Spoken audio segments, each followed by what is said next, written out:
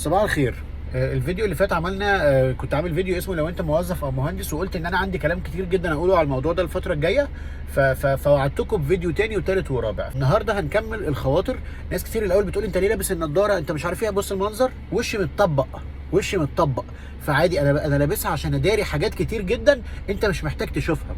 تاني حاجه في لو انت مهندس او موظف عايزك تعملها ان انت ما تسالش ليه.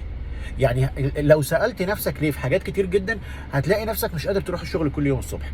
اولهم ليه ده مديري، لان انت اول ما هتتعين هتلاقي حد مش كواليفايد، ما عندوش فكره عن اي حاجه، وقد يكون قدك او اصغر منك في السن، ولكن مديرك او بيقوم بمهام مديرك.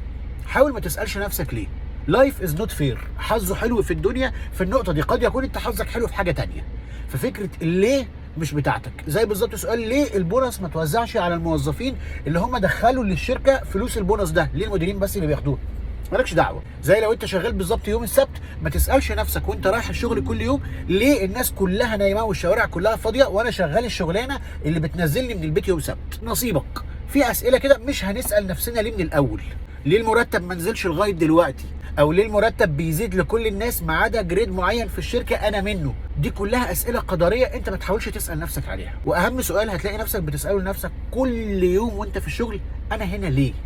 انا هنا ليه؟ نصيبك. زيه زي الجواز، زيه زي انا ليه ابن ابويا وامي دول. في اسئله قدريات، دي قدريات، احنا مش هنكفر، احنا هنقول الحمد لله في اي حاله. لو انت مهندس هتلاقي عندك كائن حي كده اسمه مهندس السيفتي. لو انت مش مهندس هيتمثل نفس الكائن الحي هو في حد اسمه الاوديت او الاتش ار اللي بيتابعك. الكائن الحي ده انت ما تسالش نفسك ليه اي تصرف بيعمله، هو نفسه مش عارف. هو نفسه قالوا له رخم، قالوا له انت لازم ترخم، انت لو ما رخمتش تبقى مش بتنتج، تبقى انت عندك مشكله، هنروحك ونمشيك. فبتلاقيه مثلا لو انت مهندس في السايت بيمشي ماسك كاميرا او ماسك تقرير كده بيتفرج عليك، ايه ده انت لابس جزمه، لابس خوذه، وانت واقف على حرف السور، وانت ساند على حرف السور، انت لابس جلافز، وانت فطرت صليت المغرب، هتلاقيه ماشي كده واي حاجه يقفشها عليك هيصورها وهينزل غرامه على المشروع. طبعا لان انت ابن الشركه هتعلمك الادب، فمش هتشيل هي الغرامه، هتخصمها عليك. فده لو حاله سيفتي. لو بتاع اوديت بقى هيجي لك كده مره في الشهر يقول لك هات لي ملفاتك وتعالى في الميتنج روم واقفل علينا الباب. انا مش عايزك تفهم غلط، هو عادي هيقعد يراجع الملفات كلها، هيراجع حاجات تافهه جدا، هيراجع تاريخ، وهيراجع مثلا هل الفايلات مترقمه، هل ده فايل 1 و2 و3 و4 ولا في 1 و2 و3 و5 وانت نسيت تسميه 4. لو عملت كده كانك عملت مصيبه، انت كانك غلطت غلط لا يغتفر. تعالى بقى الاوديت، اقفش، اعمل لي افتح لي تحقيق. اول ما هيتفتح تحقيق في الشركه هتلاقي مديرك اول واحد بيصدرك. ما تسالش نفسك ليه بيشيعني، ما تسالش نفسك ليه انا اللي في وش المدفع. في اسئله قدريه مش هنسال نفسنا عليها. نيجي لبند الترقيات. دلوقتي انت كموظف جديد او كشاب لسه متخرج، في مخيلتك ان انا هشتغل في الشركه هبدا من الصفر وهترقى بناء على حاجه من اتنين: يا اما الاقدميه يا اما المجهود الذي يبذل. فهنتكلم شويه على المجهود الذي يبذل. هتلاقي نفسك بتسهر، بتتبعت مشاوير مش بتاعتك، بتروح حاجات مثلا بتاعت رانرز ومناديب وبتاع، وانت دي مش شغلتك، بس بتستحمل تقول لا معلش عشان الشركه. لو مسلم بتنزل في عيد المسلمين والمسيحيين، لو مسيحي بتنزل في عيد المسيحيين والمسلمين. ليه؟ لان الشركه لا دينيه. الشركات عندنا عامه حققت مبدا اللا ديني من قبل ما يظهر قصه الملحدين والكلام ده. الشركات لا تعترف بالاديان، ممكن تجيبك يوم جمعه ويشترط عليك ان انت تشتغل في وقت الصلاه. طب ده مجهود اترقى؟ لا، هتلاقي نفسك في نفس المكان. هتروح انت قايل يمكن بالاقدميه، يمكن الترقيه والزياده، لان المفروض انت في قانون العمل في 10% كل مش عارف في سنه، ما في بالاقدميه بقى بالقعده. لا، فاكر اول ما اشتغلت في اول شركه اشتغلت فيها كان في واحد زميل اسمه عم عماد، كان عنده 45 سنه في نفس البوزيشن اللي وانا عندي 24 سنه فيه، وانا وعم عماد كنا بنقعد نقول يا ترى هنترقى امتى. انا سايب الشركه وانا وعم عماد لسه زملاء في نفس الليفل ونفس التدرج الوظيفي. فلما تيجي تفكر مع نفسك هتلاقي نفسك انت عم عماد في المستقبل. انا شايف مستقبلي على المكتب اللي جنبي. دي من ضمن الاسئله اللي مش هنسال نفسنا ليه. من ضمن الحاجات برضو اللي ما تسالش نفسك ليه دايما هتلاقي موظفين الاتش ار يعشقون التعامل بالايميلات. انا بحس ان بتاع الاتش ار ده في البيت بيكلم مراته بميل، هي لازم تمشي بالموبايل. دير بيبي بليز حضر لنا الفطار. ما يقدرش هو يتكلم ببقه. لو انت رحت مثلا متاخر في الشركه هيقابلك بتاع الاتش ار هيقول لك ان انت متاخر وهيديك تحذير. هتوصل مكتبك هتلاقي ورنينج ليتر. ليه بقى ليتر؟ عشان تبقى فرجه. عشان فضيحه تلاقي مثلا 17 واحد مكتوبين في السي سي، منهم زمايله اللي في الاتش ار. يعني هو بيحذرك قدام زمايله في المكتب اللي جنبه، هم دورهم يحذروك برده، بيحطهم في السي سي، اللي هو يا اخوانا انا حذر، كلكم شايفين التحذير. عارف عامل زي ايه بالظبط؟ عامل زي ابوك وامك كده، لما ابوك يقعد يقول لك انت ما بتذاكرش وهتسقط، ما بتذاكر، فلما تسقط يقول لك شفت انا قلت لك. هو بالظبط بتاع الاتش ار ده، هو ده اللي في مخه. انا كاتب الايميل عشان يوم ما بقى خلاص اقول لك شفت اهو الايميل. بيثبت ليه؟ احنا ليه فرجه؟ ليه تعشقونا الفضايح؟ ما انت قايل الحاجه فيربال واحنا شركه، انا في المكتب اللي جنبك، ليه لازم اوثق الحاجه بميل؟ برضو من ضمن الحاجات الغريبه جدا في الشركه ان هي بتتعامل معاك معامله العمات والخالات. انت اخبارك كلها بتبقى عند الشركه. انت لو ايه حصل او رحت انترفيو في شركه ثانيه، لو خطبت، لا انا اقسم برب الكعبه ما عشان فيديو، كان عندي مدير قال لي مره اسم كلبي، قال لي انت عندك كلب اسمه ماريو؟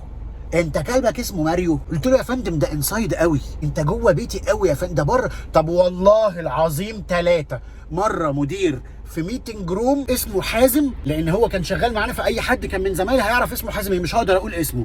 والله مره في ميتنج روم قال لي ايه ده انت عندك كلب؟ ما بحبش الكلاب، متربي سلحفاه. كان لينا جارتنا في شبرا كان عندها سلحفاه حطها في البلكونه. حاجه رخمه، كونفرزيشن غير زيك. اولا انت مال اهلك؟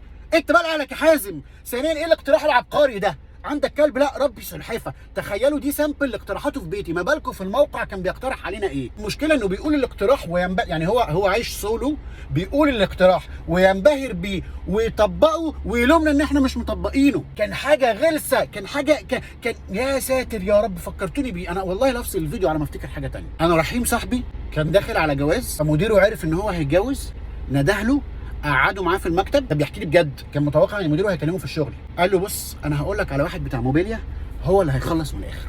فطبعا انا صاحبي حلق له تماما. بعد الجواز المدير لامه وفضل شايلها له ان هو ما سمعش كلامه، جاب من موبيليا، من الراجل بتاع الموبيليا اللي هو مقررها له. فما تسالش نفسك في اي شركه ليه المدير بيتدخل زياده عن اللزوم في حاجات مش بتاعته. احنا عندنا انا مقتنع ان انا بقيت مدير، انت ملكي. عارف اغنيه شيرين انا كلي ملكك؟ انت كلك ملكه، انت ببيتك بسلحفتك بكلبك بموبيلية بيتك. هو مدير، اذا انا اب وام وجد وتيتا وعمه ليك. فما تسالش نفسك ليه المدير اي حاجه يعملها المدير طلعها من هنا. هتروح البيت والله العظيم هو يومه هيخلص. من ضمن الحاجات برضو اللي ما تسالش نفسك بتحصل ليه، انت المفروض بتتعين في اي شركه، فليك رصيد اجازات سنوي تقريبا بيبقى شهر، ورصيد اجازات مرضي في السنه بيبقى 14 يوم. فانت مثلا عيان لا قدر الله هتعمل عمليه، تخش لمديرك تقول له يا فندم انا محتاج 5 ايام اجازه، الدكتور قال لي عشان هعمل عمليه. يقول لك لا 3 كفايه. فهو بيقوم بمهام الدكتور لحد ما يجيبوا دكتور. الدكتور قال 5، الدكتور قال مثلا تعمل العمليه وتريح 4 ايام، لا 3 والله كفايه. وعندهم جمله بقى مستفزه جدا يقول لك ايه، اعرف ان يوم ما الشركه تقدر تستغنى عنك 5 ايام ان انت مش مهم. هو في ايه؟ هو انا عمود من اعمده الشركه اللي مش باين على مرتبي، اللي مش باين على البونص اللي انت بتاخده ما بتوزعوش على الموظفين، اللي مش باين على معاملتكم، ما بيبانش غير يوم الجمعه ولما بطلب اجازات. فما تسالش نفسك ليه انا ما باخدش رصيد اجازاتي كام. يعني انا ليا 30 يوم في السنه، طب يا جماعه انا هحوشهم عشان اسافر فاخد. لا، اعرف ان الشركه لما تستغنى عنك 30 يوم اذا انت مش مهم. فخد الاجازه اسبوع وبعد كده يبقى خدها اسابيع. عارف الاجازه الخنيقه اللي انت بتاخد اسبوع ما تلحقش تتنفس وترجع تاني؟ هو ال 30 يوم انا هديهم لك بطريقه تقرفك من فكره ان انت عايز تاخد اجازه اصلا. اخر سؤال ما تسالهوش لنفسك في الشركه لحد ما افكر لك في حاجات تانية ريليتد بالشغل عشان اعمل لك فيديو تاني برضو ليها. ما تسالش نفسك انا باخد المرتب ده ليه؟ تاني انا قلتها لك المره اللي فاتت، ما تنسبش مرتبك لاي حاجه في العالم، لا لزياده الاسعار، لا للدولار، لا لسعر الذهب، ولا المرتب زميلك اللي جنبك في المكتب اللي متعين بعديك واللي انت معلمه الشغل وبيقبض اكتر منك لان هو جه في التعيينات الجديده اللي المرتبات فيها احسن. ما تسالش نفسك اي حاجه، روح الشغل والحمد لله.